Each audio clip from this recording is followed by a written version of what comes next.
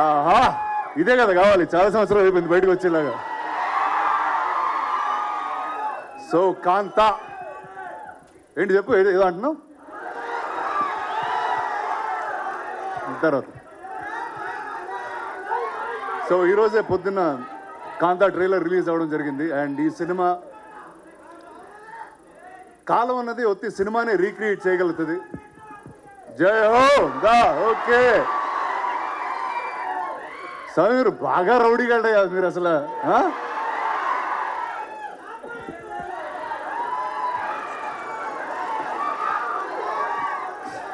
అరే ఒక్క నిమిషం మాట్లాడినరా, ఓకే అంతే అంటారా?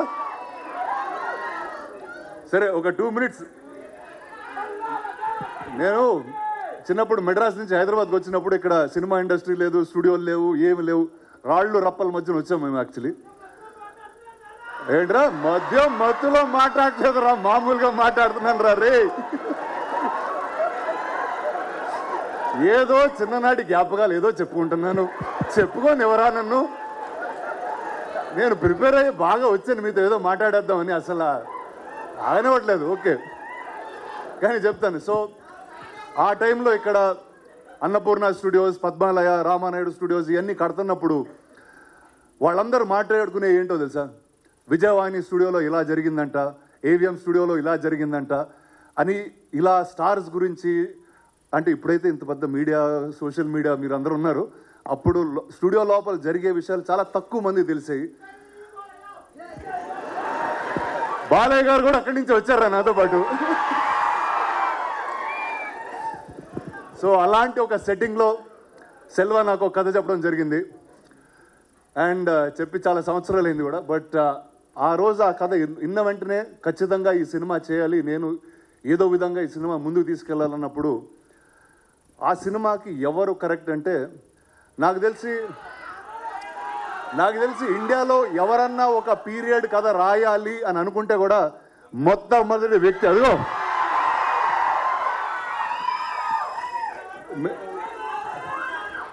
కాదు. నాకు మేము టైటిల్ పెట్టక ముందు వేరే వాళ్ళ కథ అది చెప్తున్నప్పుడు, సార్ రెట్రో కింగ్ సార్ అతను కరెక్ట్గా ఉంటారన్నారు. కానీ ఈ సినిమాలో మేము చెప్పాం ఖచ్చితంగా November 14 తర్వాత మీరందరూ ఇతన్ని నట చక్రవర్తి అని పిలుస్తారు. అండ్ సెల్వా గురించి ఏం చెప్పాలంటే, ఆయన ఎంత ఆథెంటిక్ మనిషి అంటే, ఒక డైరెక్టర్ పాత్రకి ఎతికెతికి ఒక డైరెక్టర్ గారిని పట్టుకొచ్చారు, అది సముద్రగణి గారు. ఆయనతో ఆబ్వియస్లీ ఇంతకు ముందు ఆయన కొడుకుగా చేశాను. అండ్ ఇప్పుడు చాలా వేరేగా ఉంటుంది మా రిలేషన్షిప్ ఈ సినిమాలో.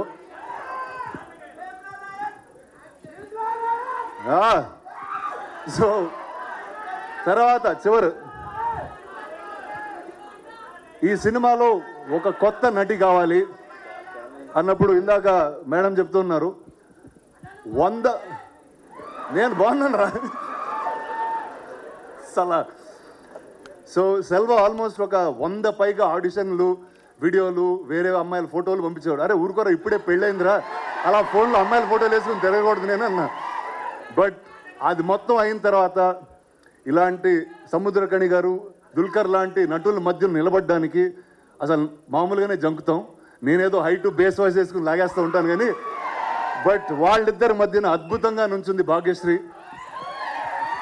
ఇందాక చెప్పినట్టు first madam sir correct. So ఆ మేడంని ఫస్ట్ పట్టింది మేమే, కానీ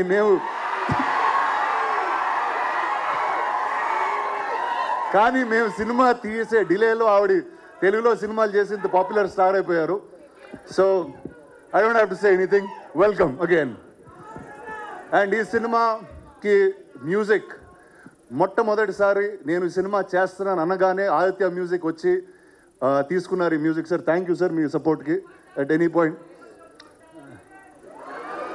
నువ్వే పాట పాడుతున్నావురా. సరే ఓకే, November 14 మిమ్మల్ని థియేటర్లో కలుస్తాం. And thank you all the best.